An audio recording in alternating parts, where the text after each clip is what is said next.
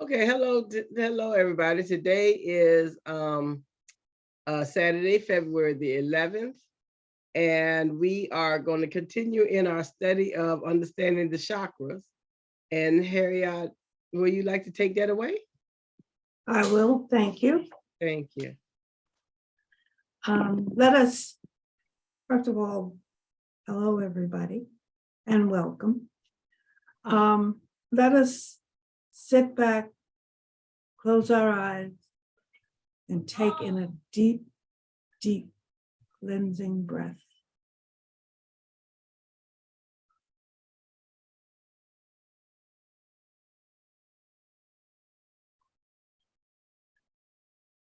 And remember that as we inhale, we're taking in all the positivity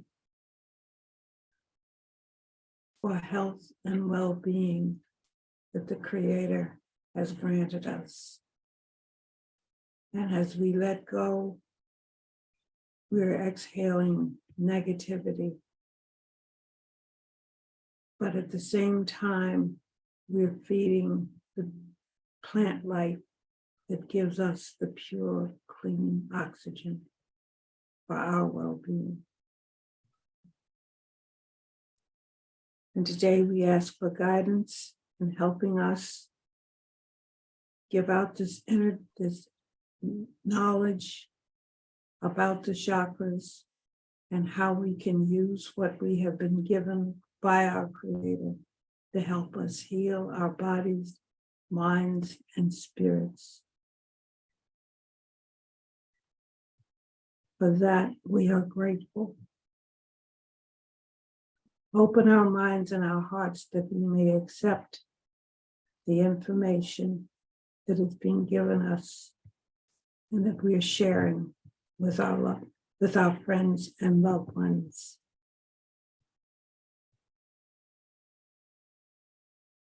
And for that, we are grateful. And so it is.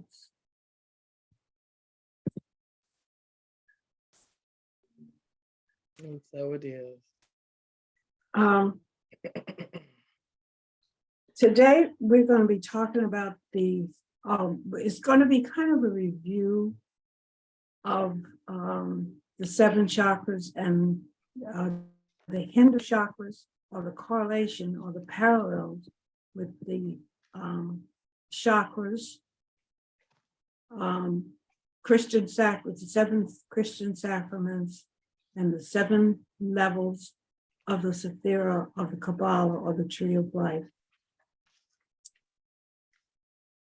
And as I had mentioned earlier, the information that I'm giving to you is coming from Anatomy of the Spirit, the 7 Stages of Power and Healing by Carolyn. And I'm not sure how she pronounces it. It's either Miss or Mice, spelled M-Y-S-S. The 7 Sacred Truths. And the first portion of this section is called the external power. And when you look at the chakras, we're talking about those physical wheels of energy. Excuse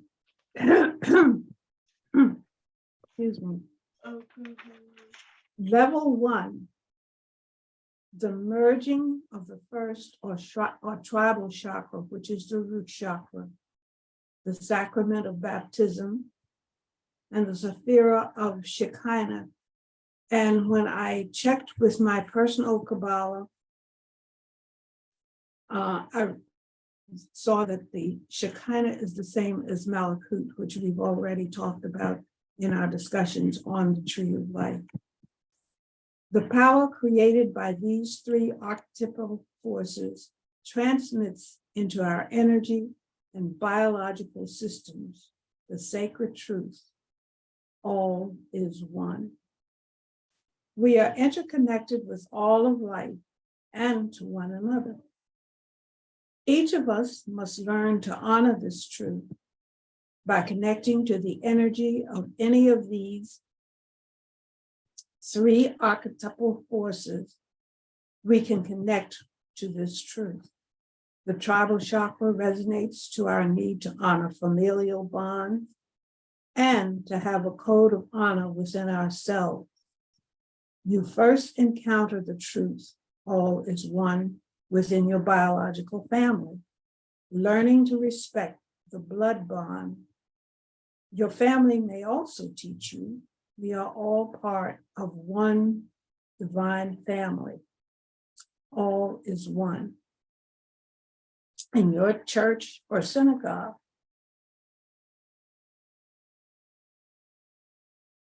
your bond to your biological family is symbolic of your connection to everyone and all that is life. Violating this energy bond by, for instance, considering those who are different from us to be less than us creates conflict within our spirit and therefore within our physical body.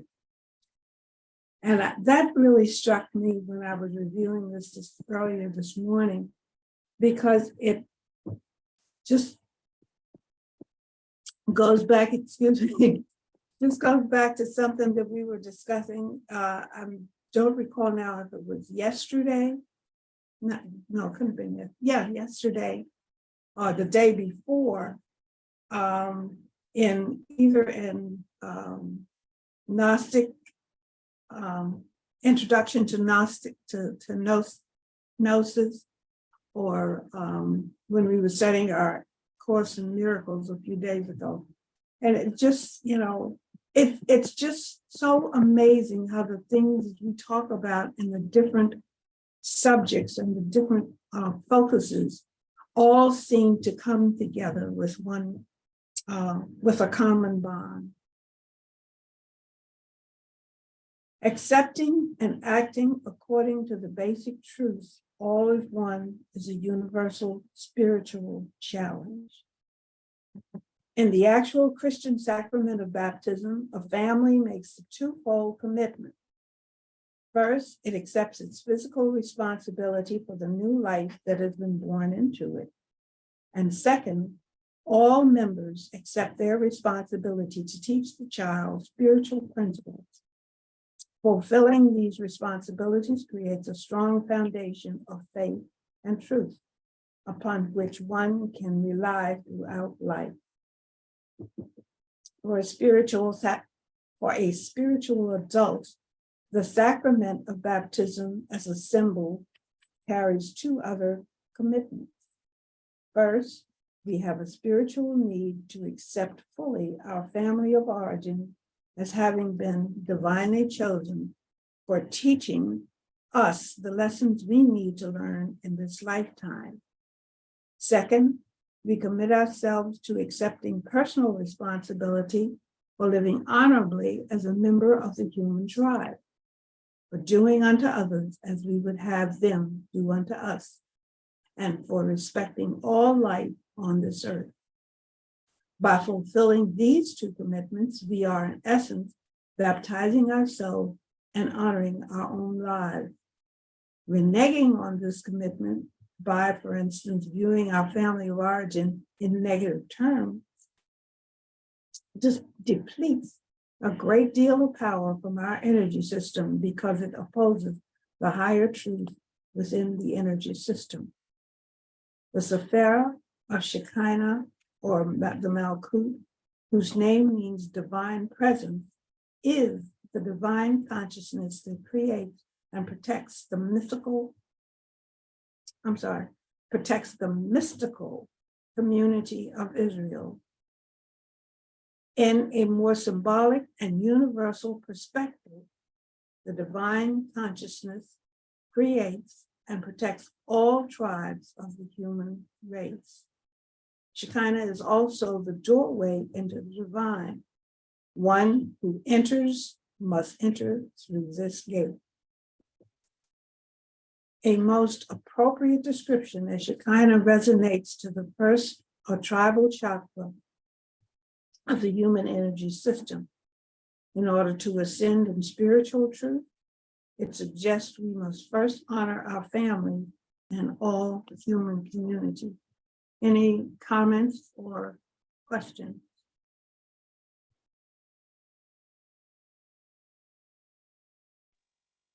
Yeah. Can you tell me what Shafar and Shakana actually is? I mean, I'm not sure if I caught that part when you were saying it. It's something I've never heard before. So that's why I'm kind of like I'm curious. Okay. Well, when I looked at Shekinah, it is the same as the Malkut on the Tree of Life in the Kabbalah. When you look at the Kabbalah and the Tree of Life, it's that first Sephira that we talked about in studying the Tree of Life. Is that Okay. So what you were? Is that what you were asking? so that's not a being. It's a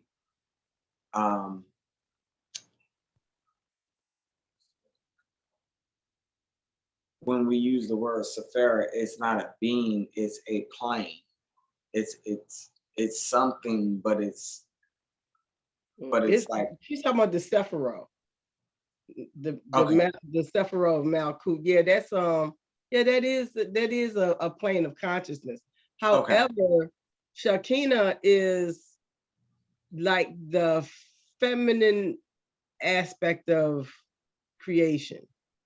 And it's kind of like fabled that is God's wife.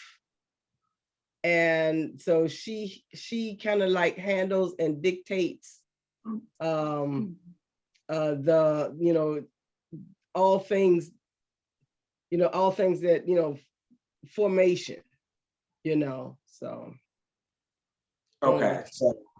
so a being, maybe yes, in folklore, yeah. But it's the balance of the equation. Okay.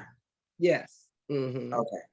Like a yin and yang. That's why I was like, okay, Mm-hmm. kind of I was like, okay, I haven't heard those words.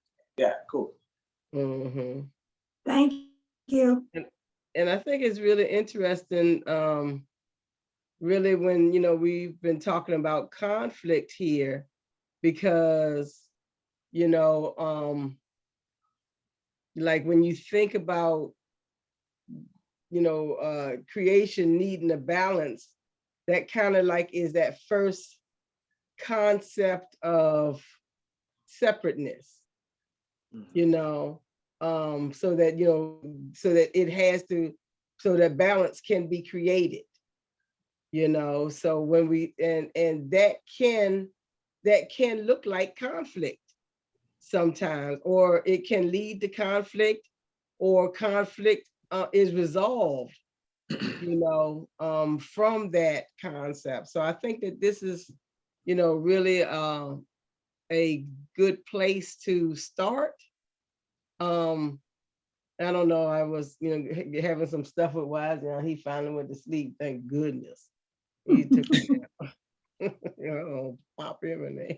He's back. He's 100. Yeah. There must be something in the air today. Also, yeah, talk about some conflict. I was real close a couple of times. Real close. Only thing that stopped me is my body can't handle it like it, I'm going, how bad is this gonna hurt me, and how much is it worth it? But and look, he got a fresh new batch of amino acids because he just got over a cold. He don't feel no pain. So ain't no use to beating that boy. He don't feel nothing. He just got over a cold. No sense to it at all. But I will maintain dominance.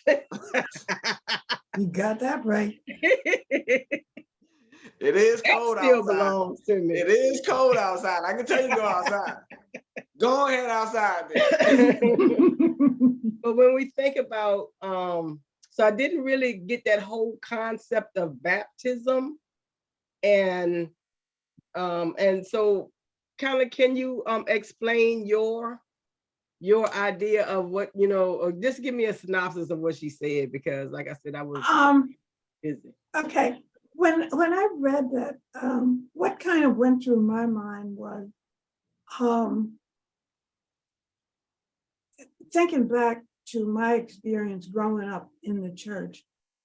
Baptism was a symbol in which you are, first of all, the old you died, the new you is brought up from the water, and you're cleansed of all iniquities, Mhm. for lack of a better word. And also, it is also because I know in my church, what they did was after baptism, after confession and baptism, what you did was you were given the right hand of fellowship. In other words, you were welcomed into the family. And Mhm. that's kind of how I, and when, with the root chakra, they call it, another name for it is the tribal chakra. And when we think of tribe, we think of family, we think of community, we think of unity. Mhm. Mhm. Yeah, because I can, yeah, I can, yeah, I see that. I see it. Okay. You can go ahead. Danny, okay. The next one, she's called the level 2, the merging of the partnership chakra, which is the sacral chakra, the sacrament of communion, and the Sephira of Yesod. Did I say that right?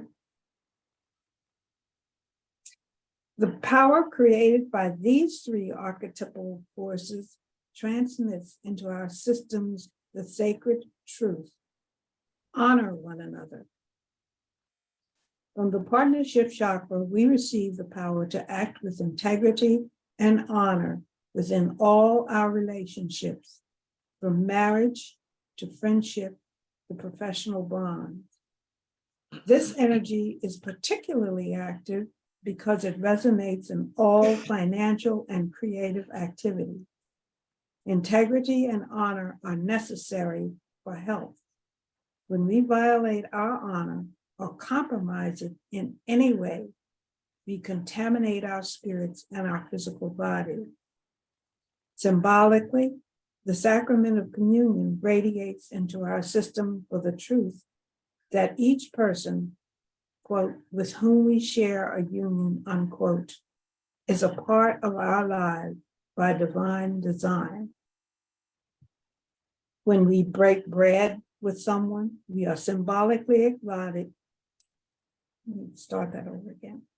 When we break bread with someone, we are symbolically acknowledging that we are all part of one spiritual family, that everyone we know is there by divine design, and that we all need one another to enrich our lives.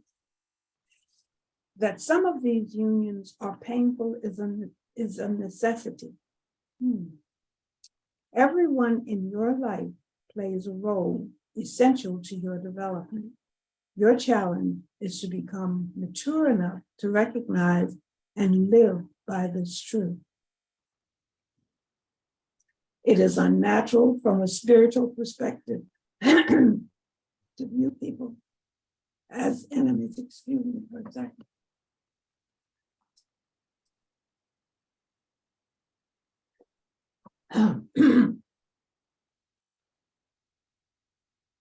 Your challenge is to become mature enough to recognize and live by this truth. It is unnatural from a spiritual perspective to view people as enemies or to be an enemy yourself. Negative relationships generate negative energy, which blocks symbolic sight. We cannot see the divine purpose in a union that we choose to interpret negatively. And I have a note here to refer to, and I did not bring my book with me, but it, you can make a note and I'll look it up a little bit later on, from the A Course in Miracles workbook, lesson number 37. Penny, if you can check that out for me, and we'll, if it's relevant, we can talk about it. The Sephira of Yesod embodies second chakra or communal energy. Yesod or Yesod is the failures, the procreative need to sow seeds of life, to create matter out of energy, form out of potentiality. Within this Sephira, creation is a mutual act, a natural dualism from which life springs. Symbolically, Yesod represents our energy need to form sacred unions with other human beings, unions from which the continuation of life comes. We are spiritually driven to connect with the sacred within other people, to merge souls with a partner. Intimacy is itself a form of a sacred union, and the Sephira of Yesod naturally draws us to those with whom a sacred union is possible.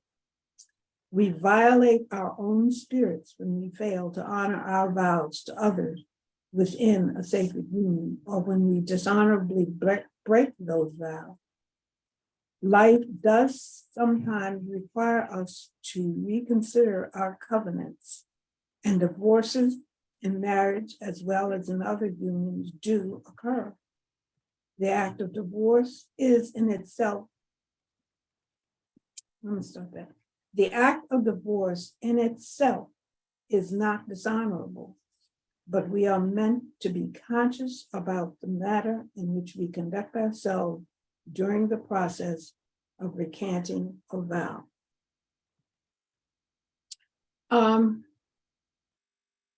You said lesson number 37? Yes. Okay, that is my holiness blesses the world. That's what that lesson is. It's, Right. It could be that it was, I made the notation. I'm not if it was the lesson itself or something, a statement, within the dialogue about that lesson. Yeah. But even that makes sense. Say that again. My holiness blesses the world. Which means that you're uniting with the rest of creation. Yeah. So that we cannot see the divine purpose in a union that we choose to interpret negatively. So, and I have to go back and look that one up. But are there any comments or questions about the second chakra, the sacral chakra? The whole thing, it has to do with partnerships, creativity. That second chakra has to do with creativity. And the thing that struck me, and let me go back there and see if I can find it. But somewhere in here, it mentions the fact that even when she closes out and talks about the act of divorce, that's not a very pleasant experience. But and as I said, she mentioned somewhere, oh, I see it now. Some of these unions are painful is a necessity. Because to me, whether you're going through a breakup of any kind of relationship, whether it's a partnership as far as a marital union is concerned, a partnership with a friend, someone that you considered a very dear friend. I don't know if, and I'm sure you have, but all of you have seen the, I not quoting it exactly, but people enter your life for a time, a season, Yeah, yeah. Mhm. And there, and this is what they're talking about here, I think, as far as partnerships outside of the marital partnership. And they come into your life to teach you a lesson Mhm. and learn whatever that lesson is and move on. Mhm. Any other comments? I mean, just to comment on that. I think that is a very easy way to, my opinion, I think that's a very easy way to look at certain things, because I think it's easy for us to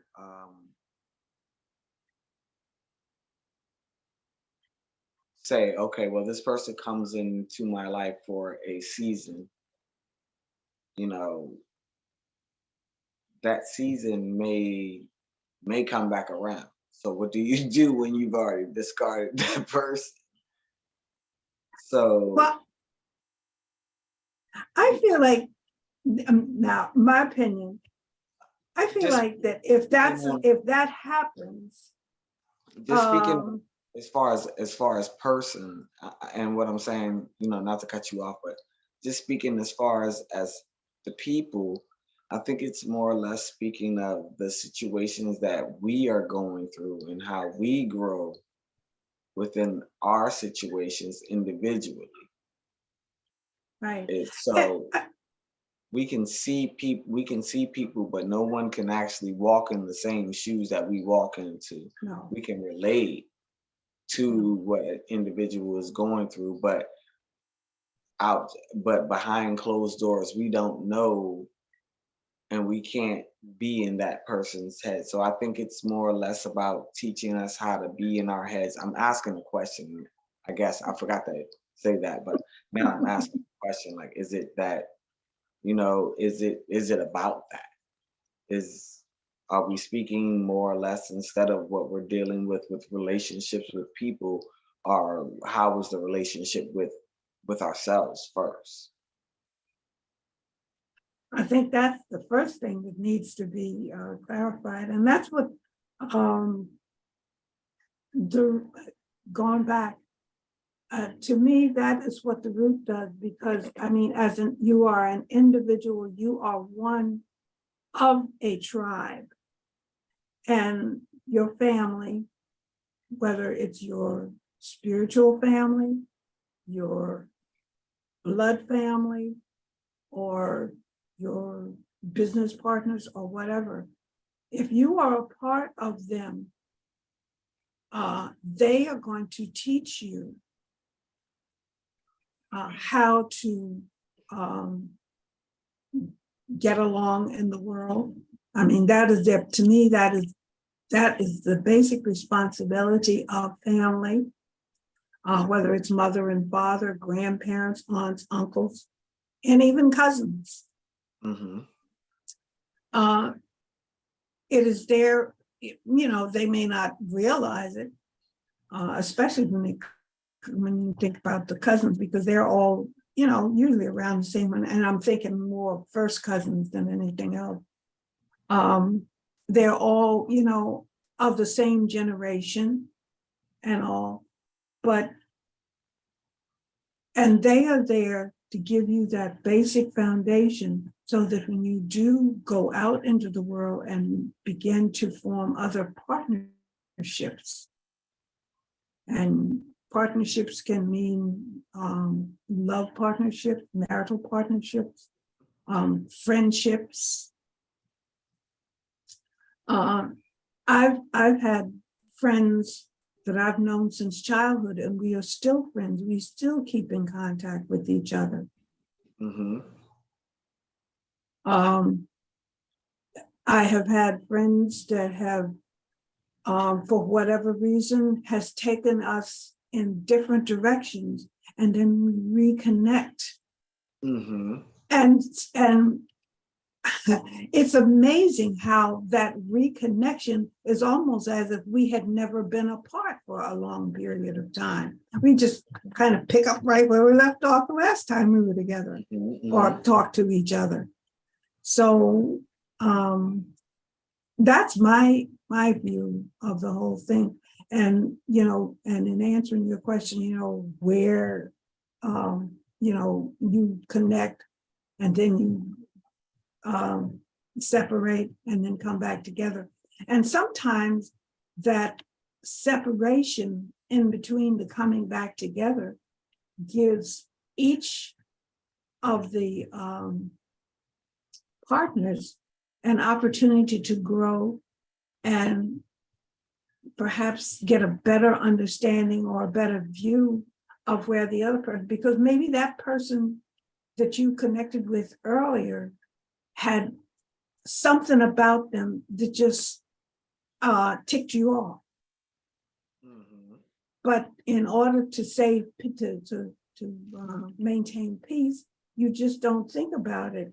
But as time progresses, the more little things can become big things. It's almost like a snowball. So, and it is, if it was meant for the two of you to be together in whatever the relationship is, if you are able to separate and give each of you a broader view of whatever it is that is the thorn in your sides, you have an opportunity to remove that thorn and nurture that wound so that it can heal and you can eventually come back together and resume the relationship in a more peaceful and harmonious manner. Does that? I feel you. I mean, Yeah. that's been my experience. Yeah, I feel you. I definitely feel that. It's so funny. That was cool. That was cool. Because it hit the nail on the head. Because it spoke basically on the obstacles of the root. And I guess that's what I was looking for. Okay. Any other comments or questions? No. Okay. Level 3, and this is the last one of the physical, what would be considered the physical or external power wheels or energy level. The merging of the personal power chakra, the which is the the personal power, which is the solar plexus. Can you repeat that? What is the level? What's level 3 again? Level 3, the solar plexus chakra.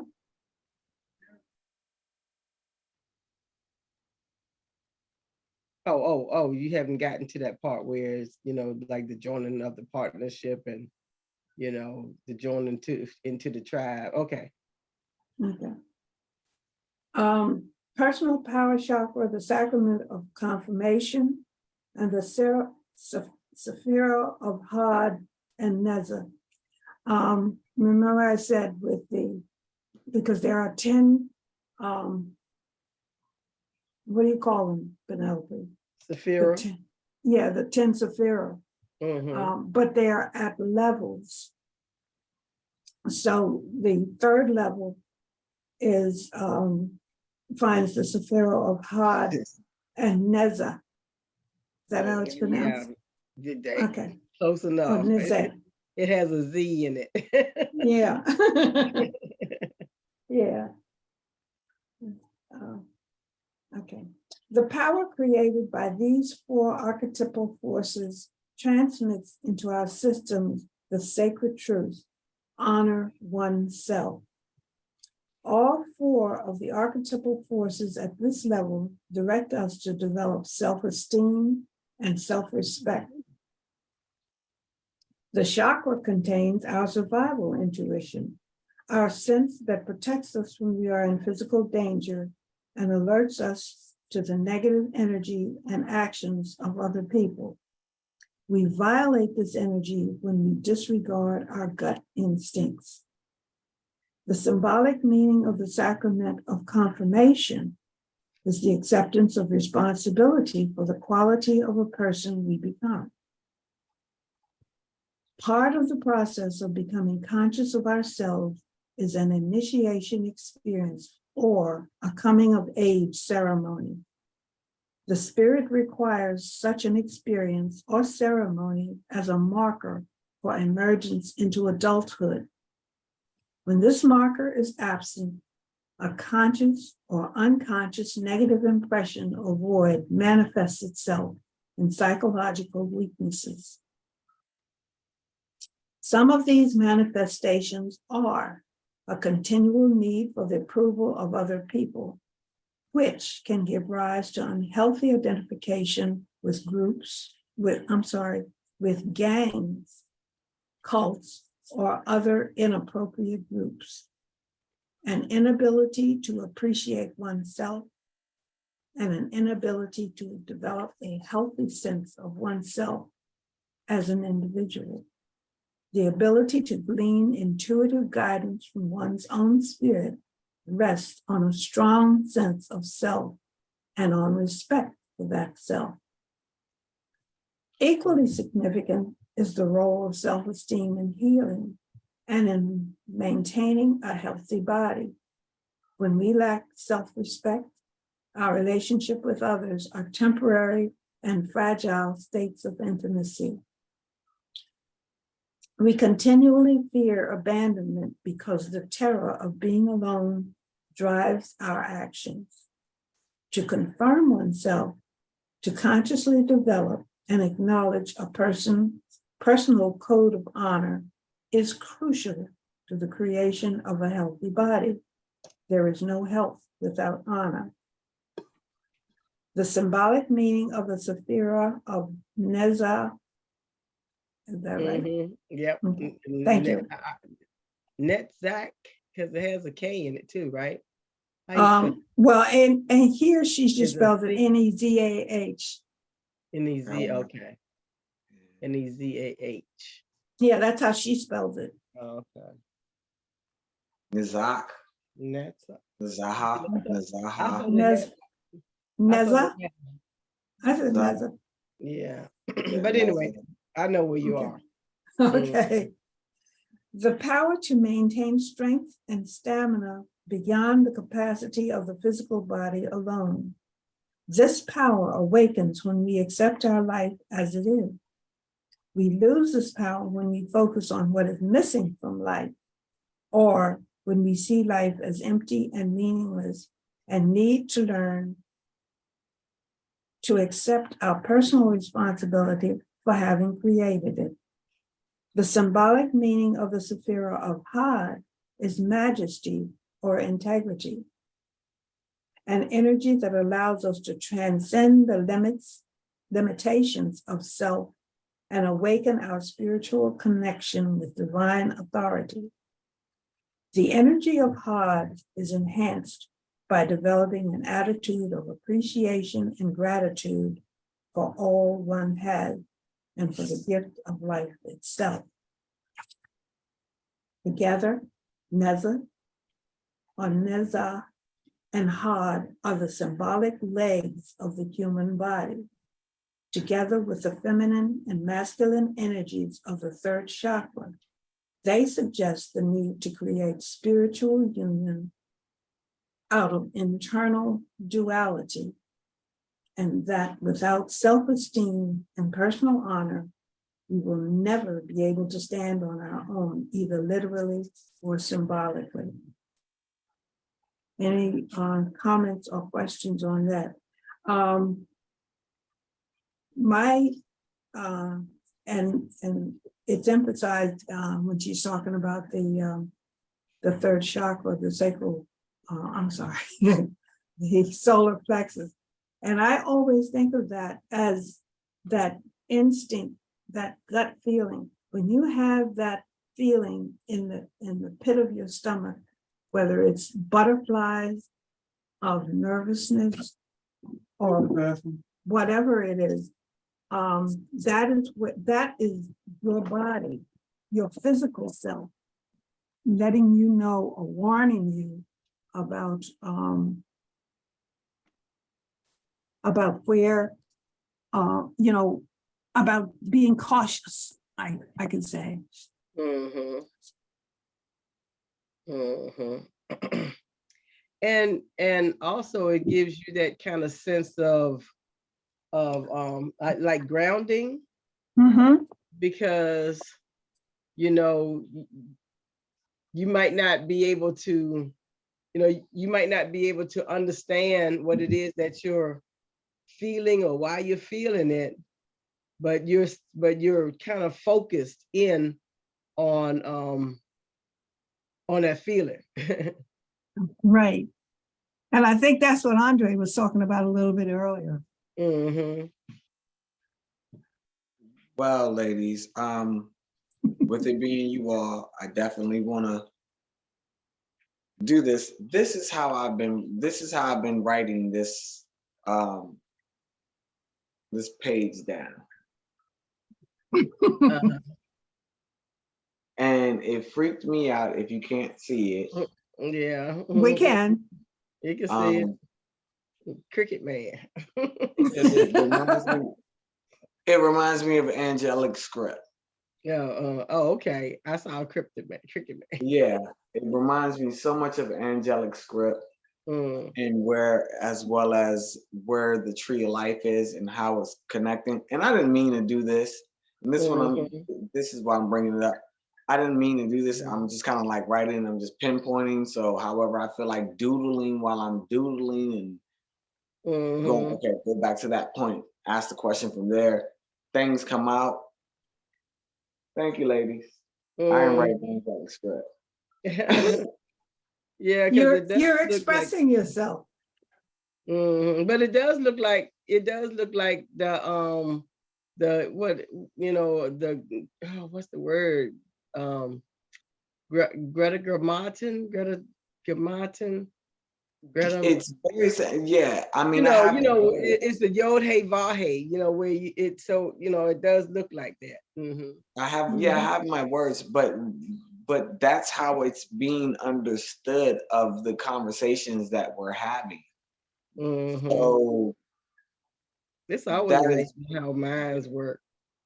That is very interesting to me, because I'm like, wait a minute, I just saw that.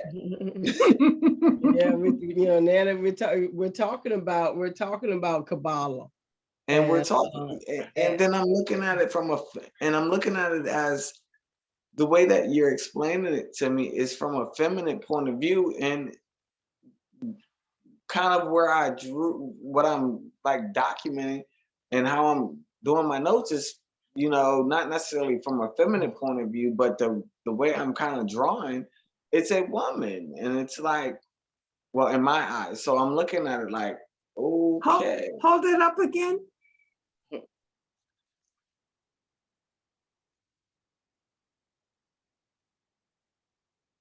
From your top of your chakras, going down to Malakut, love, your decisions, your truth and your health, and then your, where you were just speaking of, Miss Harriott, where if I'm Nazai, where you're speaking of right there.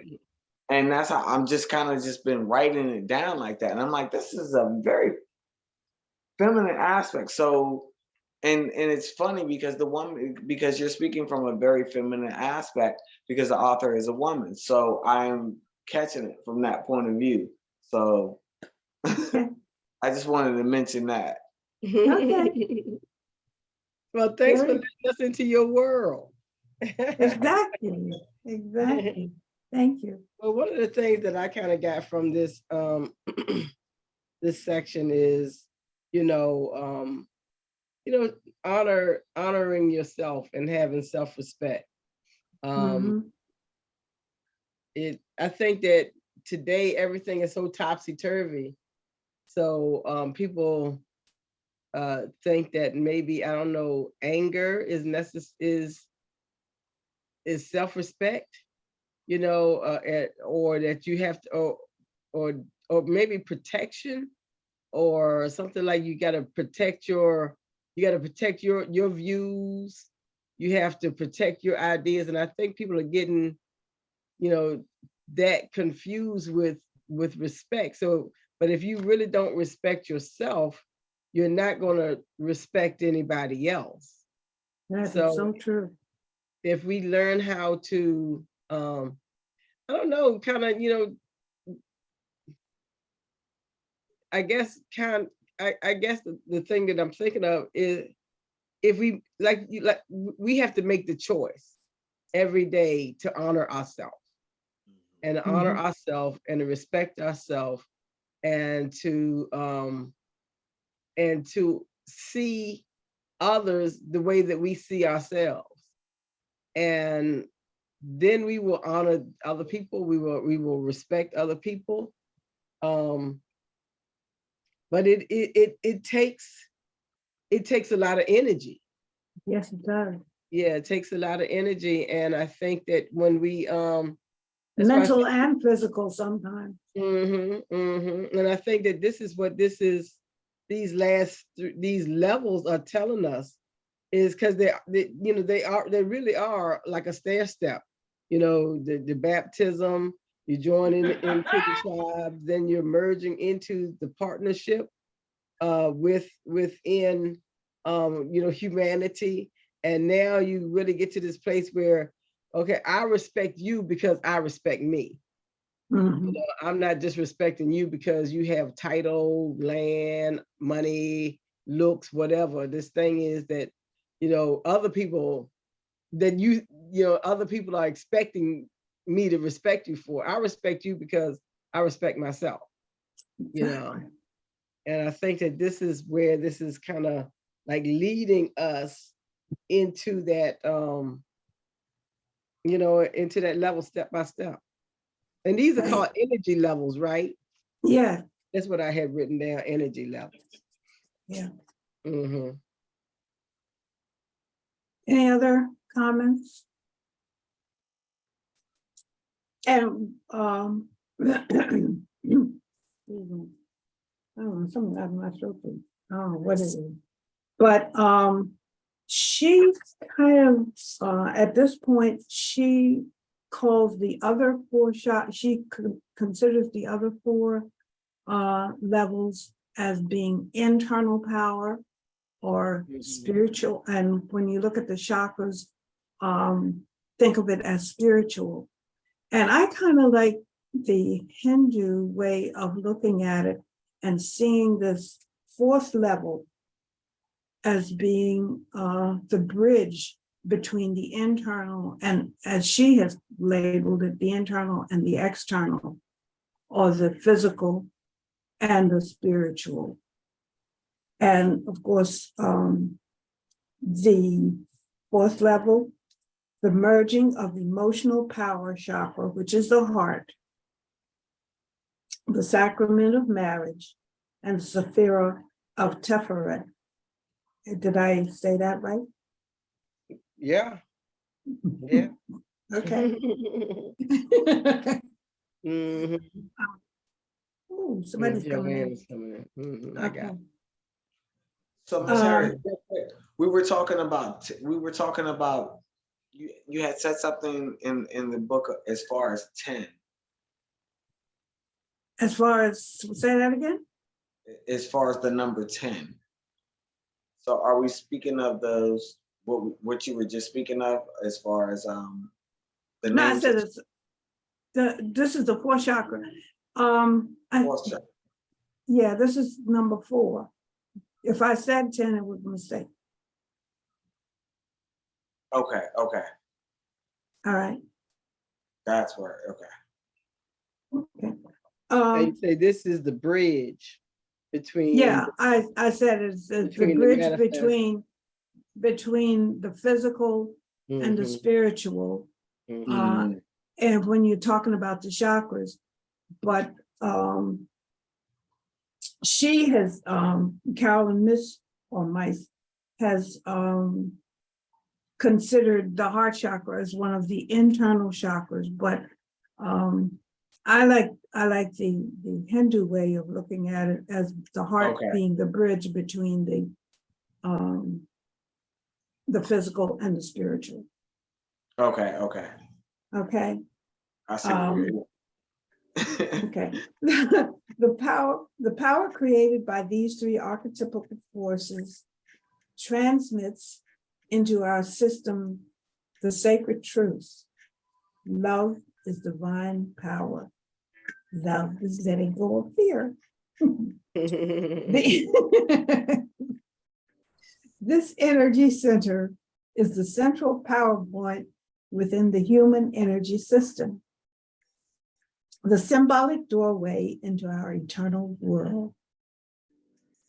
Oh, no, wait, let me read that again.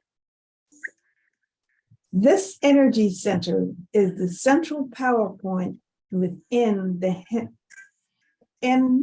human energy system, the symbolic doorway into our internal world. So she's basically describing it as a bridge, just like I said. The energy of this chakra communicates to us the knowledge that love is the only authentic power.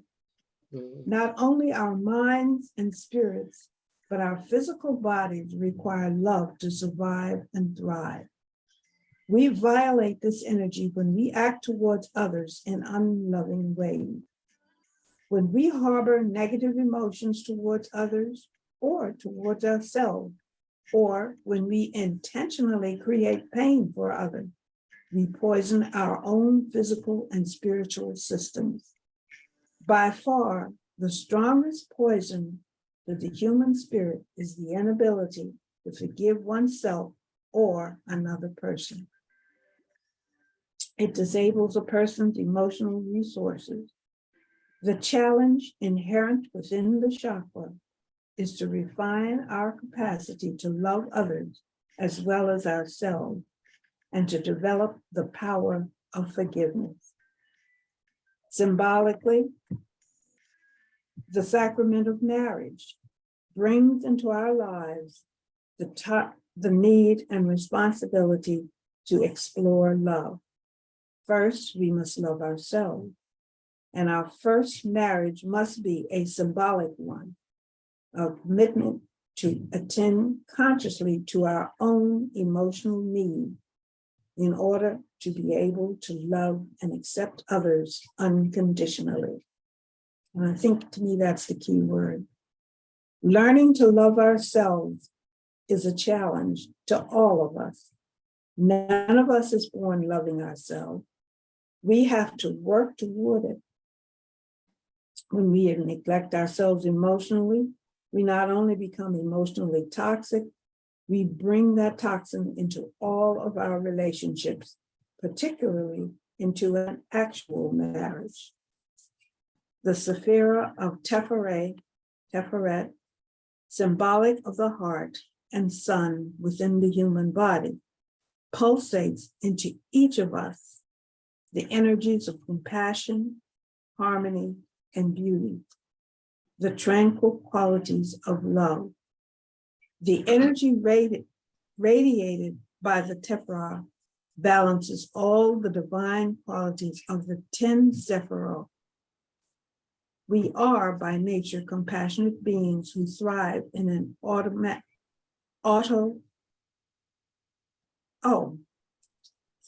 it's hyphenated, who thrive in an atmosphere of tranquility and harmony. These energies are essential to physical health, as well as to emotional development and acts of the heart. When the heart is not filled with the vital energies of love and harmony, no amount of money and power can keep it tranquil. An empty heart creates an empty life, often resulting in illness, a concrete expression of disharmony that hopefully will get the mind's attention Violations of the heart must be rectified or healing will be impossible. Hmm. And like I said, it's that bridge, the heart, that is, to me, serves as a bridge between the physical and the spiritual. Mhm. The point that kind of struck me, and I I don't know, I don't know how she is thinking of this, because it seems to me like we are born loving ourselves, but then we're kind of taught not to love ourselves. Hmm. Um, can I, and I agree with you, but can we really say that a baby loves themselves? Their cries are for comfort, for satisfying whatever need they have at the moment, whether it's a dirty diaper or an empty belly. And they feel that, and a mother Well, I think, loves her child in a way that I don't even think there are words to describe it. well, also, I mean, I think that's more of a point of view because love is looked, we we're so loose with the word love. Yeah, because yeah, I guess because That I'm thinking that, a child, a baby, an infant does love itself because it does want to be comforted. It does I want Mhm. to mean, be fed. that's its nature. I mean, Yeah. there's very few creatures. There's very few creatures that just jump up and be like, "All right, I'm born, I'm gone, bye." Yeah, yeah, You know, snakes and stuff, yeah, yeah. yeah, yeah. But Reptiles, I reptiles are equipped to do that. but I do know our spirits require love. Not even our spirits, our bodies Our bodies, yeah, require it yes. Mhm. requires love. But that's why I think that we're born with it. So I mean, Well, and it might, just like Andre said, it might be just just the way she looks at it. But I think I look at it that we're all born with love. I think we're all born loving ourselves. I think that we just need that to stay reinforced. For me. well, yeah. I Okay, mean, just self-preservation is something that does not have to be taught. So, even any animal in the womb knows self-preservation. mhm. Yeah. You come from an abusive household and you're born, you 9 times out of 10 gonna be aggressive coming out the womb. That doesn't mean that you won't be a great person, but you're not gonna but there's a part of you that you're gonna remember that's gonna have that piece of you where it's a defense mechanism. And it's easy for us to see those things and look about because of what we're saying right now, because we've actually physically put ourselves in certain situations. It's a difference when you put yourself in a situation that is costly, or versus you just, or the situation just occurring. It's a difference from knowing that you got $100,000 in your pocket and saying ain't nobody gonna mug me, knowing that you walking down the roughest, toughest part of the street, versus you got $5 in your pocket and you like, don't nobody want me, and you get mugged and beat the hell out of. So just because you didn't have more. yeah, it's kind of it's kind of it's dog eat dog. It's still this world where we're here in these bodies. So yeah, do I think that we are born with love? Yeah, we're nurtured. You know, we're nurtured before anything. I don't think anything is born necessarily evil, but there's love in anything. It just so happens it may be hard to find.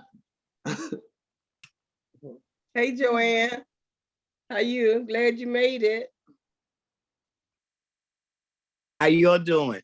We're doing Hey, good. so, Yeah, I just woke up, so I said, hey, come on. I looked at the time. I meant to be here at 10, but I'm here.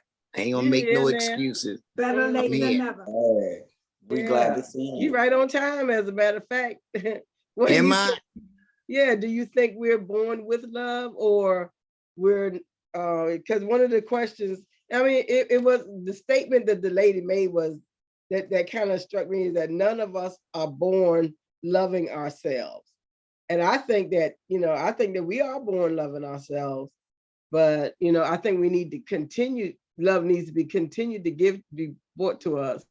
And what was her thing, what was her thinking, Harriott, is because that that we're the reason that we're not born with love, we're not born loving ourselves.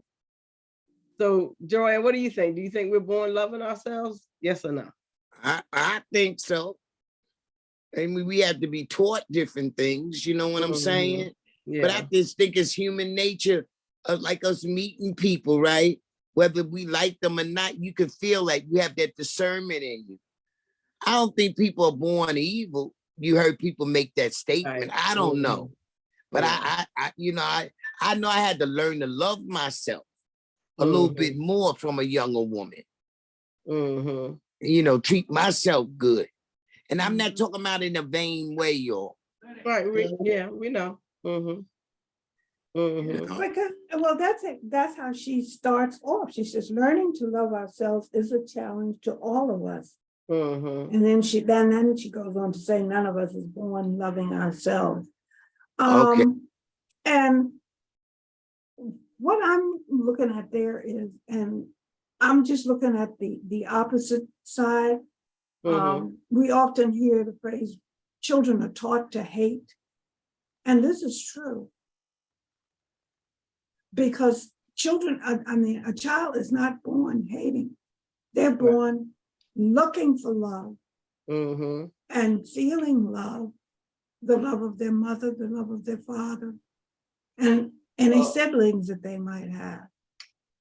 Well, I mean that's where I understand where you're saying, but I think that's that conversation of whether it's nature or nurture. And I mean there's been many baby birds that I've seen fall out of the trees and tried to nurse to health, and there's been many things like that. So it's kind of that point of view of, where does nature and nurture lie? Because not saying that you're necessarily born to hate, or or you've been taught to hate.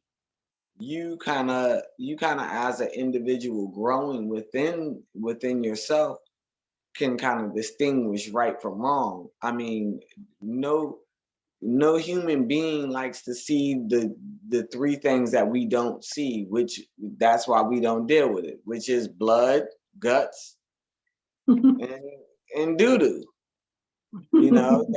That's why we invented toilets and made people use the bathroom, because we know that these things are contagions. We know that when these things are around us, that they're also it's a spill of bodily fluids. These things should not be around us. You It's a know, waste. it's waste. So therefore, I mean, even animals, I mean, besides vultures, but they dinosaurs. We ain't talk about them. But as far as if you got two legs on your feet, we all know that murder is wrong, but yet and still we still do it. So I think love is not it's something that it's it's it's something that we can have. It's something that we can create, but it's something that we can create amongst where attachments are. Right? So you don't think that we're born loving ourselves, that we're born to love, Yeah, but we're of not course. necessarily I mean, born loving ourselves. once again, if once again, you know, a baby knows what hot is. You poke a baby with a needle and he's scared of the doctor for the rest of his life. Kids are scared of the dentist, you know. you you develop these fears of things because you develop these fears because people have because naturally you feel that people have let you down. The people who Mhm. you thought were going to protect you could not protect you. And it's in your eyes to look at and say, okay, wait a minute, and distinguish, this is not them hurting me. This is not them being mean. This is not the boogeyman. This is this is them looking out for me, even though that it may hurt me. Now it can be distinguished two different ways when you look So at it. where does self-love come in? That's where I'm kind of, that's where I'm getting lost. Self-preservation. No, we talking about self-love, loving Yeah. oneself. What I mean, that's what I'm saying. Self-preservation, the way I look at it, self-preservation and self-love. If Is the somebody, same thing. yeah, it's the same thing. Okay. Okay. Oh, You okay. know, So, okay. Yeah. Okay. you know, Okay. you can't put a bunch of Mhm. crabs. You can't put a bunch of crabs in a hot pot of boiling water. They'll jump out. You gotta You got that let right. them settle. You gotta let them sit in the pot, be mad at each other, like why the hell we in the pot? And then they're like, ooh, that water feel good. And next thing you know, they sleep. Next thing you know, they dead. Edible.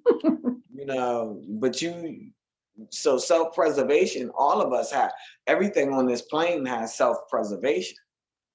So that's Okay. self-love in my eyes. Mhm. Mm-hmm. Okay. Yeah. I never really thought about it that way, but that is so true. But I do know that love needs to be maintained, because aren't um when people aren't shown love, that's the thing to me that makes you not love yourself. And I mean, we even have, I mean, everybody has some self-esteem issues or some Mhm. other thing that we might, confuse ourselves with. But I think that we do need to, continue to love individuals. When you think, I know there was a study that came out, and I don't know whether Hitler did it or whether the English did it. I can't remember who did the study, but that, they had the babies that were, they left some babies, orphans, that were cuddled, and the other ones were ignored, and the ones who ignored died more. Why they let the babies Gotcha. die, I don't know that question, but you know, but the more love that a child is shown, the more That's right. opportunity they have to love themselves, I guess better. Yeah, the Mhm. more Yeah. communication that you have, and Hmm. and I think that's with any creature that's on this plane. You know, Hmm. even though we were talking about snakes and things, you know, snakes just don't drop their eggs off anywhere. No, they hide them. They make Right. sure that they Mhm. Turtles. they All of those. secure, they protect them, and then they're like, all right, when y'all come out, bite everybody that comes near you. Hmm. That's right. You know, but Hmm. I don't have time to sit around and nurse y'all. Y'all can come out and y'all got the intelligence to do what you do. So is it nurture? It boils down to that point, whether nurture or nature, and that's the balance. And I think like I say, I think personally, it's a little bit of both. You know, Yeah. if you're Yeah. conscious enough to be able to give what's going out and going on in nature to your children, then it's harder for them to fear, because we are different creatures than what, even though we are on this plane with different creatures, we can give a different knowledge, Hmm. you know, and we can tell our children not to be afraid and not to do this and not to do that, or to be afraid and to stay away, you know, and put your hands on the hood and make sure you have your IDs with you. So it's a balance of power, and then it's that, you know, that balance of nature versus nurture. Mhm. That aggression that you're speaking of, I'm pretty sure that they did that assignment, but how many of those kids that were coddled ended up becoming bullies because they got everything that they wanted, and they dominate. If you don't know, if you don't know any struggle, you're gonna kick and scream. So it's a balance. Mhm. But I think I went down a rabbit hole. I do think that that's an interesting statement though to make, that none of us are born loving ourselves. Born.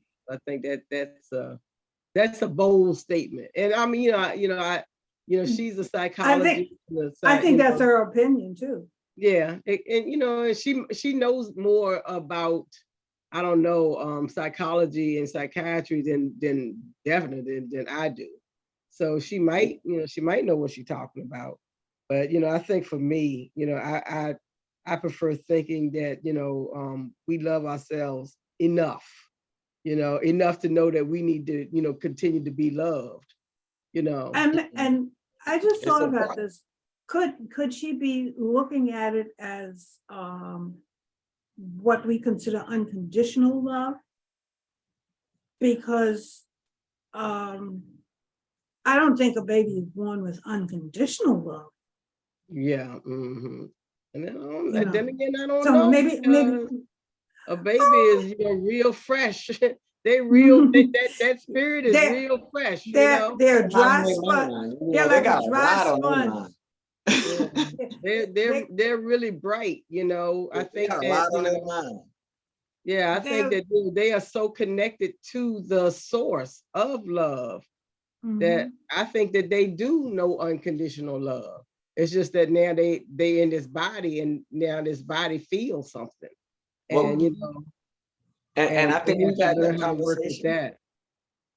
that. I said I think we've had that conversation before, as far as Mhm. the first, everybody is traumatized in the world because the first thing that happens is birth. That's not a good Mhm. thing. Yeah, that's Yeah, why because you're coming from a warm, You losing nurturing it your mind. hurt. environment into this cold, hard world. Plus it hurt. Yeah. This is not probably your first real experience with true pain where you could die. That Mhm, type of pain where this is life or death right here. mhm. Yeah. Yeah. So Yeah. it's a whole lot of emotions joined in. Yeah. Yeah. But that was and so basically, that's what she's saying, is that we have to learn how to put this love center or heart, and let that be that bridge between us, even being told that we're born not loving ourselves, because that sounds like some nonsense to tell a child or another person. I don't even want to agree with that, but that we have to come from, we had to find that place of balance between us really loving ourselves, accepting ourselves, honoring ourselves, respecting ourselves unconditionally. Then we can learn how to do that with somebody else, because that's one of the things that she was saying, that that's our central power point, is our heart, Right. Yeah. Yeah. Yeah. But that was an interesting conversation. Well, thank God for our hearts, because Yeah. our hearts do guide us. Yeah. We led it in the right direction. Mm-hmm. Yeah. Thank God for our hearts. Between the heart and the solar plexus, that's how we survive. Mm-hmm. Yes. Yeah. Yeah. Okay, you ready to move on? Mm-hmm. We got 3 more to go. Okay. The level 5, the merging of the chakra of willpower, which is the throat, the sacrament of confession, and the sephiro of Hasid and Gavura. Mm-hmm. Okay, thank you. Mm-hmm. The power created by these four archetypal forces transmits into our systems the sacred truth: surrender personal will to divine will. This surrender is the greatest act we can perform to bring spiritual stability into our lives. Every one of us has some awareness that we were born for a specific purpose, that life contains a divine plan. The fifth chakra is the center of that awareness and for our desire to make contact with the divine plan. As we mature, we all try to build our lives according to our own will. First, we separate from our parents. We establish our independence and we seek a career. Then, inevitably, some event or crisis occurs. Perhaps an occupation does not unfold according to our plan, or a marriage does not work out, or an illness develops. Regardless of the specific crisis, we find ourselves in a situation that forces us to confront the limitations of our own inner resources that prevent us from successfully completing our plans. Once we are in that inevitable situation, we ponder some questions. What am I meant to do with my life? What was my purpose for being born?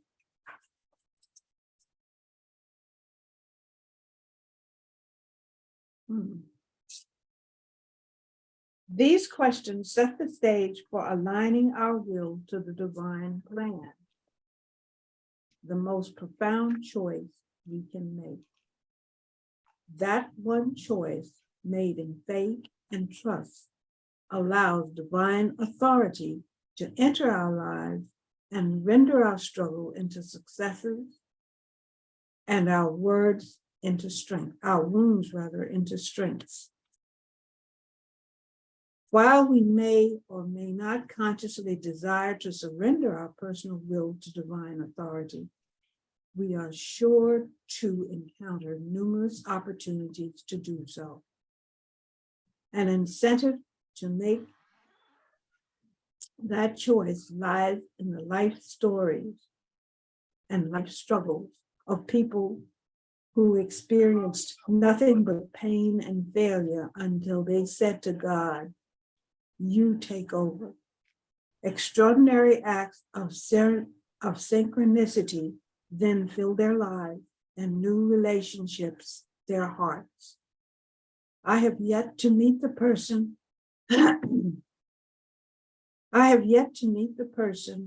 who ever regretted saying to the divine, "All yours."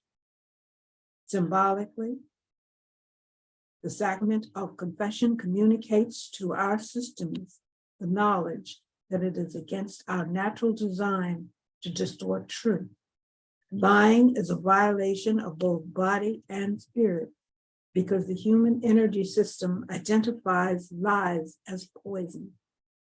Spirit and body alike require honesty and integrity to thrive. For that reason, we inherently need to rid ourselves of all distortions we have created. Confession is a symbolic of purging all that is not honorable within us. It heals the damage we create by the misuse of our willpower.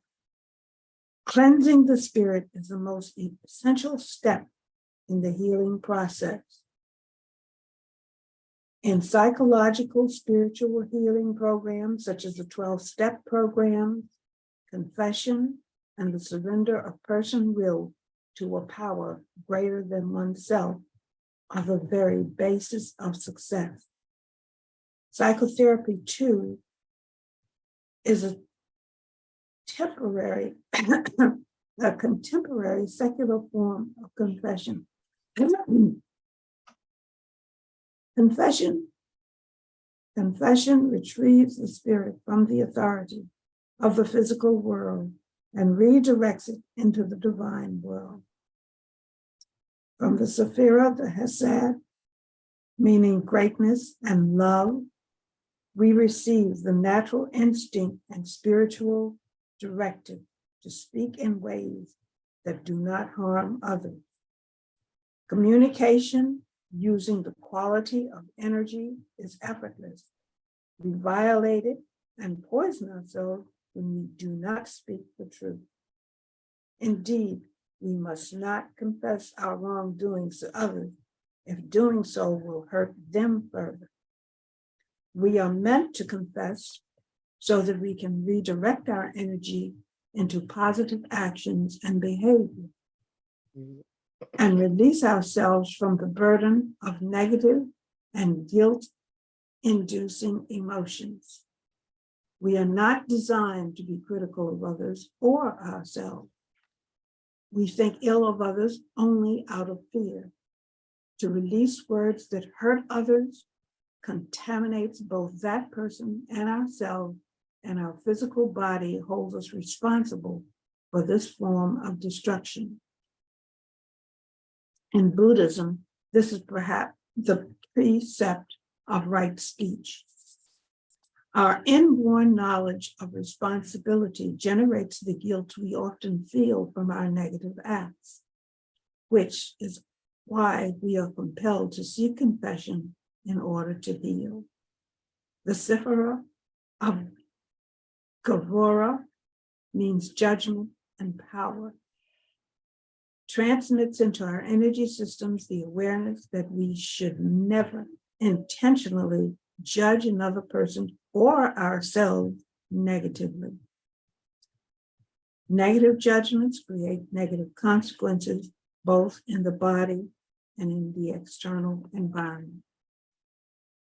Questions? Comments? Well, I think that we have so much power in our speech. When we use our voice, the tone of our voice, the vibration that's in our voice, what did they call it? The timbre of our voice. When we use that, that can really harm or hurt. And one of the first things that I got from this is to surrender personal will into divine will. And you use that by being truthful, being truthful with yourself. You tell yourself the truth. You don't tell yourself, you don't lie to yourself or listen to lies.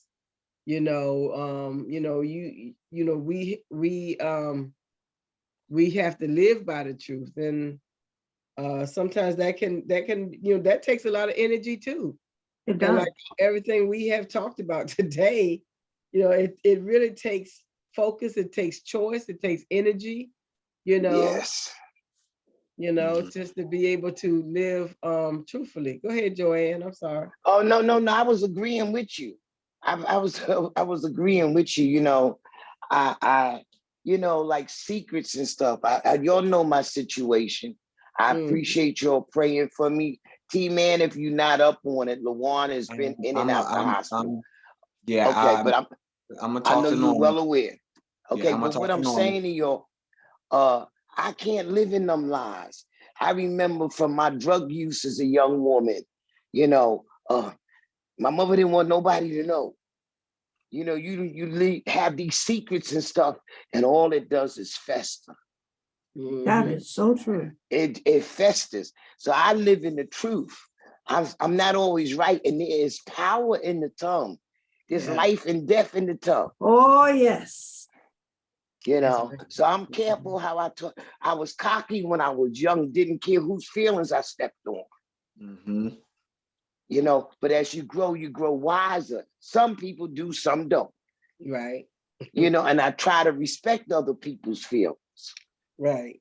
I tuned in on the right time because as y'all was talking, I was like, hey, it was meant for you to hear this today. And I appreciate it. That's all I got to say, y'all. I came in on the right time. You I'm loving did. this, Harriet. Thank you. Yeah, perfect timing, perfect timing. Another thing that another thing that, and I didn't write it down, so I might not have it, I might not be quoting it right. But one of the things that she was saying about the, the throat chakra is that, okay, I lost it. So yeah, I'll let somebody else talk. It might come back to me in a minute. Um, I'll Yeah, piggyback. because it's I important. caught you, Finn. I'll You called me. piggyback. Thank you, T. Thank you. I appreciate that. Because this is a conversation that me and you have had a lot when it comes to, like you were saying, the way we speak in our tones. And I've come to you a lot of times and to, to the group a lot of times, like, oh, am I being aggressive? I don't mean to be aggressive. I'm confident, but confidence also holds humbleness, I guess. But sometimes, but I also have to understand that I can have a tone that is completely different from where you can see. And so speech means a lot. Yeah, but I don't think you come off aggressive. I don't think we may, everybody has their own perspective, T-Man. Well, Miss Joe, And you're very respectful to all of us. I don't know if it's because we your elder. Miss Joe, you left me in 1995, and I had to No, hold 92. Yeah, I sure did. Shit, I sure and I had to hold did. Demi Trace down by myself. So yeah, I can get a little rowdy. Yeah, And yeah, I yeah. can understand that sometimes that my passion scares people. Yes, I understand never what you're saying. and I never understood that. It took me until speaking to you all that I can have a conversation, I can have a debate, I can use my voice in a higher or a lower octave, and everyone is comfortable. Not everyone is comfortable with that. Yeah, you're right. I have to So, agree with that. But you know because what I I noticed don't know talking to everyone's y'all? fear. Yeah, but talking to y'all have really taught me to contain my tongue. Penelope, Harriet, T-Man. I know your name is Andre, but I call you T-Man. I'm always T-Man, always and forever. Yeah, but what I'm saying is I've ran into situations since I've joined Inner Haven. And I've ran into situations where it's, the old joke, Joanne, T-Man. I'd have cussed you out in a minute. Now I take it and just dust it off because we are presented to society, a black man and a black female, that we are so aggressive, Yeah. and all I do is tell them when they shoot, they can shoot their shot to us. But when we shoot it back, we're aggressive. Y'all know how I do it being the only black woman on the job. I said, excuse me, I was just being a little assertive, that's all. I try to keep my tone with them. I have to apologize for my passion, and not only just with people that are out in the street, with family members and close people, because they can go, oh, wait a minute, are you coming? No, I don't mean that. I'm showing the passion and the love that I have for you. So yeah, the tongue is a very strong, and the word is It's hellified. And like I said, and we talk about this because, like, the other day I told you, I said, Penn, I'm in my house, I'm cursing. I'm in here and I'm cursing, and I'm mad that I'm cursing, but I'm cursing, and I'm not MF of this or F that. No, I'm cursing to the point where, like, curses really happen. Like, yo, I'll spit in your grave. Like, when you say things like that, you cursing. Like, yo, I'm gonna run your, you better not die before me. I'll run your headstone over. I'll dance on you. Though that's me cursing. Like, cause I'm going, I'm glad. So when I get to that point, I have to watch myself. I have to watch myself, because. So you mean you really putting a curse on a person? Yeah, I will. Yeah, Okay. I can call you a sorry son of a this, that, and the fifth, or you know, you can kiss Mhm. my this, that. Man, the man. When I tell you like, yo, man, I hope you better not go before me because I spit in your casket. Whoa. But I Yeah, do, but and I'm I gonna fight believe your that family, that's and I'm what gonna our fight tongues are everybody in the for. church. I think that that's Say what that our again, tongues, our Penelope. voices are for. I think they are for to bring things into manifestation. You know, Yes. there's a blessing and there's a cursing. You know, Mhm. Exactly. and when I speak to you, when I speak when I speak blessings to you, I expect you to be blessed because I spoke Yes. it. It came out of my mouth, and I expect that blessing to come to you. If I have spoken a curse to you, somewhere deep down inside, it might not even be deep down inside, it might be right on the front of my brain or the tip of my tongue. Okay. I am expecting you to be cursed. You know, Mm.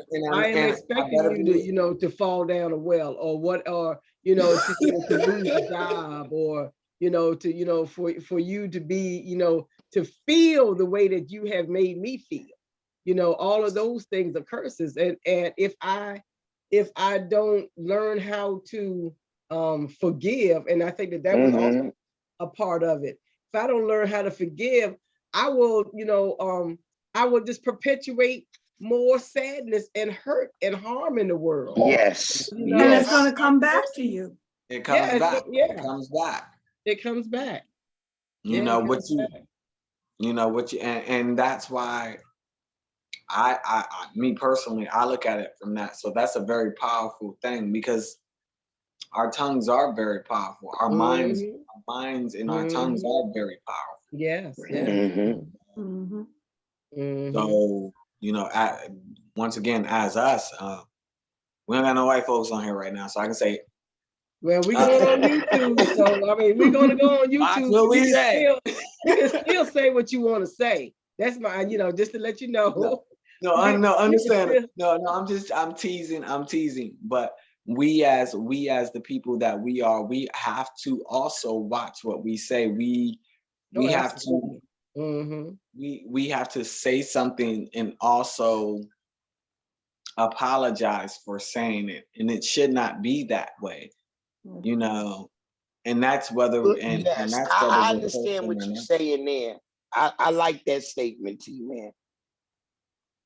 I like that Mm-hmm. statement. So we Mm-hmm. are so as long as we have word, we are powerful. And that's anybody. You know, it just takes the ears to listen. Yeah, yeah, Mhm. yeah, Mhm. yeah. Mhm. And so it's 3:41. So this is kind of like I don't think you say we have at Okay. least two more to go. Yeah, Yes. yeah, we'll have to do those later. Okay. The next time we do it. But Hmm. how we are here in Inner Haven. I would rather get down to the gist of things so that I can change, so that my Hmm. heart, my mind can change instead of just reading it and glossing over it. And there's no productivity. Right. And then we Hmm. have homework. I don't like And I don't. homework. I don't like homework. Well, I think in all of our sessions, whether we're talking about the chakras, the Kabbalah, the Hmm. tarot, there's all something there to be learned that we can Mhm. take Yes. forward to help us become better human beings. Yeah, Hmm. yeah, yeah. That part is true. So I'll go ahead and start the round table. Um, and I'm gonna just jump back off of that our throat chakra, because each like I said earlier, each of these levels that you have given us, they build, it's kind of like building blocks or a ladder, um, you know, um, they build one on the other. And Mhm. when you think of that throat chakra, your voice, and how your voice and your heart, which should be filled with unconditional self-love, and your gut that is telling you what's the truth here, Mhm. so that I can um feel feel what is true, and then I have to, I have to speak what is true, and my heart, being filled with love. And just because I'm loving, it doesn't mean that, I'm not going to tell you the truth, and sometimes truth hurts, y'all. Yes, it does. Yes, Sometimes truth yes, is very painful, it's hard, it's painful to say, and it's painful to hear, so I think that this is what I'm getting from this today is to just be prepared to be a part of the group. I'm born into it now. And when I say the group, I mean like humanity, and yes, I'm a part of I'm a partner to everybody here. I have to continually honor myself and have self-respect. And and then on top of that, I have to always be speaking the truth. yes. So that's my round table, and that's what I'm gonna try to do. That's gonna be that's what I'm gonna do for the rest of the week. What about who's next? Who wants to go I'll next? be next. I'll be Okay. next. I came in an hour late with y'all, but y'all are talking just what I needed to hear today. Okay. And I've been living in my truth.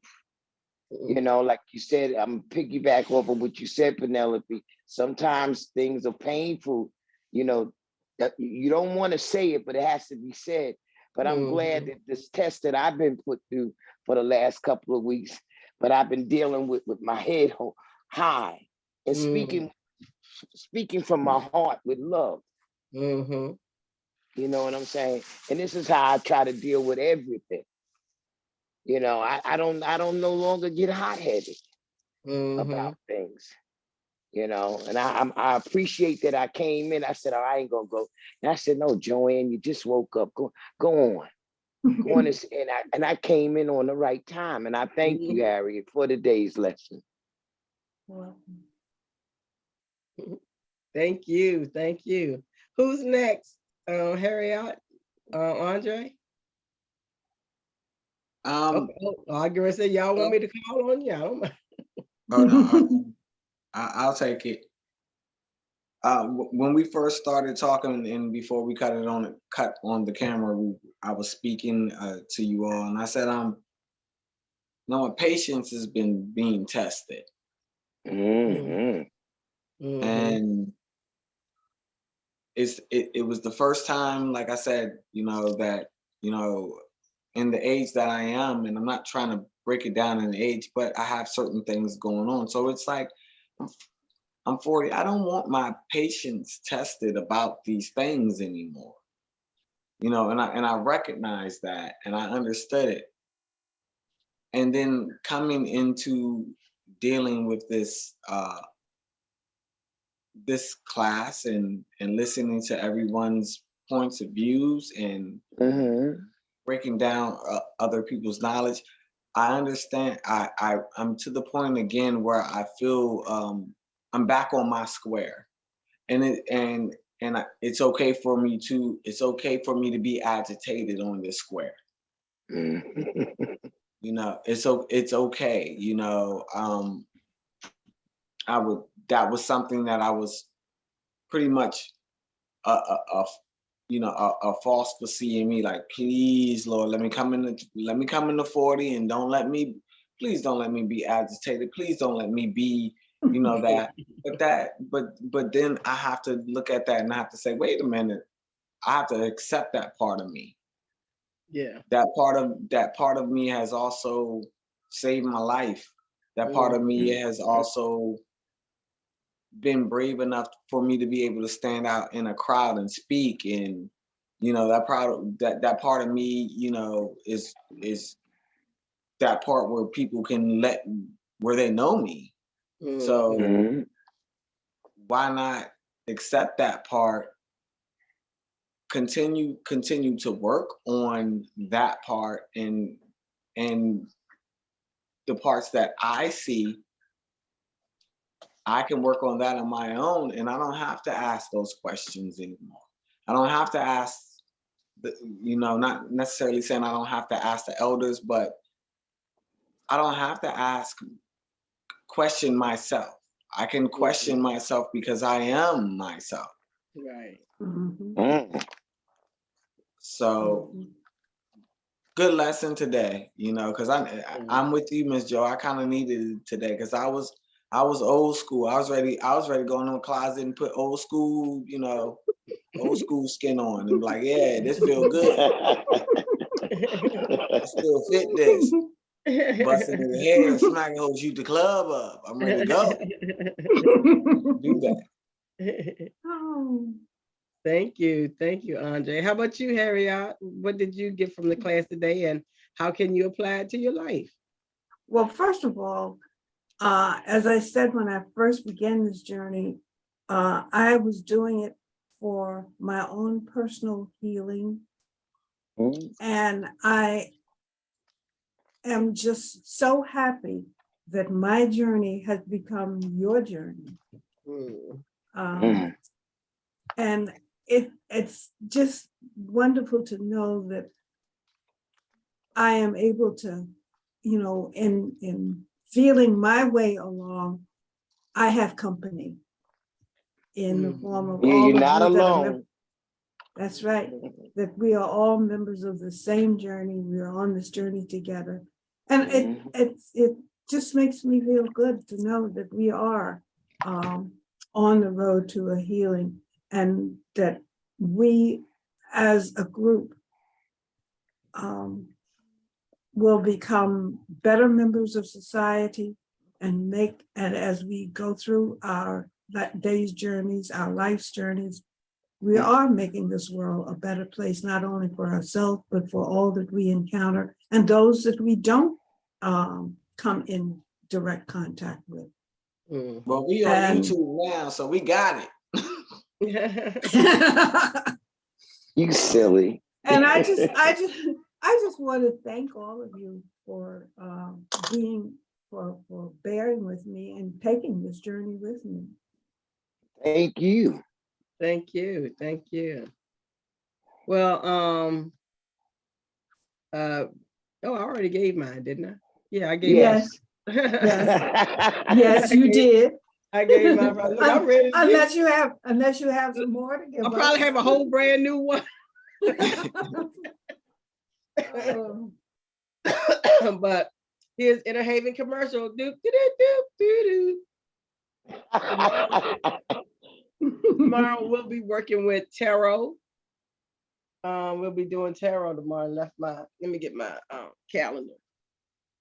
And I have mine with me if you want some help. Oh, okay. Well, I would always need some help. Yeah. So tomorrow's tarot, we'll be working with card number 5. It's called the Hierophant, or the High Priest. Oh, okay. So he's really this is a very interesting card. This is a very interesting card. So we'll be working with that tomorrow. On Wednesday from 5 to 6:30, we will be doing A Course in Miracles. Thursday at 11 a.m. on our time, Joanne, but you know that. 11 a.m. we will be working with Forrest on I Am. And he was able to get in last week, and I thought that worked out pretty good. And then at 7:30 that evening, we have an introduction to Gnosis. And then on the 18th, which is next Saturday, Andre will be doing the Book of Enoch. I'm really excited to do that because we talked about angels last month. And, these angels, I'm telling you, that Book of Enoch, that's some drama. That's some real drama, that Book of Enoch. It's like Dallas. It's like Dallas in 1982. There's some true drama there. And then on the 19th, next Sunday, we will be Sarkina will be doing A Science of Mind. And don't forget, on the 25th, boop, ba-doop, doo, we have Inner Haven Day, and it's our 7th anniversary. We've been doing this for 7 years now. I'm so excited. You know, this was something that I don't know, it just came to me. It wasn't anything that I sought out, wasn't anything that I thought about, nothing that I, dreamed of creating. It was like given to me. And so I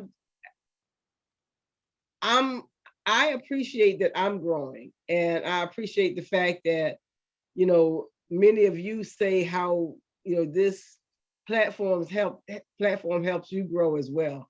So, thank you so much for that. And like, so the theme is big number 7, and we're going to be doing things that have to do with everything that has to do with the number 7.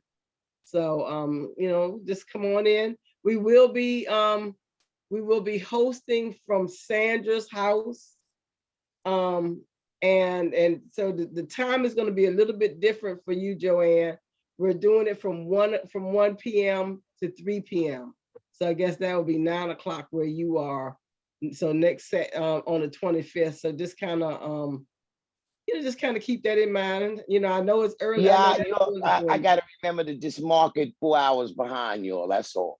Right. Yeah, I know it's a little bit earlier for you. So we appreciate your coming in. We appreciate you coming in.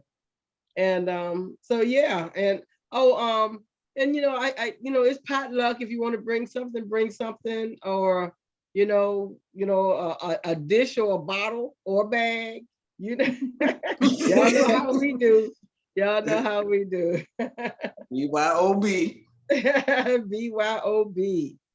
So yeah, just so come on out and let's just just have an opportunity to commune together and help, and thank you. And I just want to thank you all again for helping me have this platform, being right along with my mystical magical ride. That's what I always say.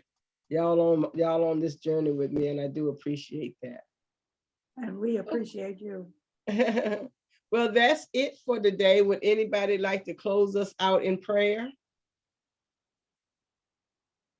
I'll take it. Okay. Heavenly Father, once again, bring us together. And as we close our session, we ask you to let us use the last lesson that we learned, which is our words and our tongues.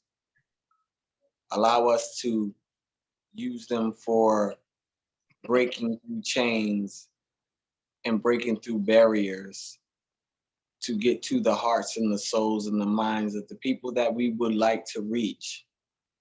Not for what we would like them to do, not to control them, but for them to be able to be in control of themselves, understand and love themselves, understanding that they are kings and queens for themselves before anyone else. We ask us to do the same thing for us, to keep our tongues sharp, to keep our bodies healthy, to keep our minds strong. We have an anniversary coming up. We ask for you to understand and bless that we want to speak of the 7th with your moniker. And we ask for you to continue to keep blessing us, for we can speak the way that we speak and handle the way that we handle. With all this said, it is said. And so it is. Thank you all so much. I thank you all, everybody. Hey, thank you. I'll see you tomorrow, y'all. Good Lord willing. I'll see y'all. Bye-bye. All right, see you tomorrow. Love you. Bye. Bye all.